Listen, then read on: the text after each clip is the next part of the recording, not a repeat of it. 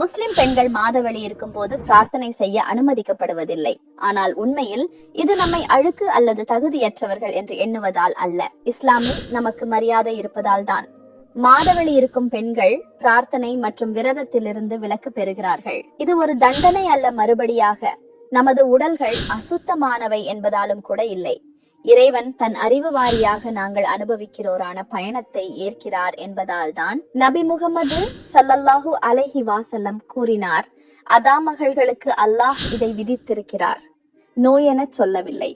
அவர் இதை குறையாகவோ சாபமாகவோ அழைக்கவில்லை. இது விதி, நம் உருவாக்கத்தின் பகுதியாகும் என்றார்.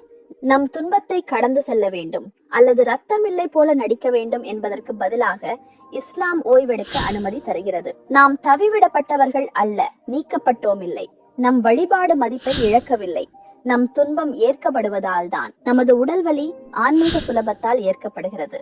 இது பரிசு குறைப்பு அல்ல, மாறாக நினைவூட்டல். கடமைகள் ஓய்வெடுக்கும் போது கூட நாம் மதிப்பிடப்பட்டு இறைவனோடு ஆழ்வாய் இணைக்கப்பட்டோம் என்று நினைவூட்டுகிறது. எங்களை கேட்டதற்கு நன்றி.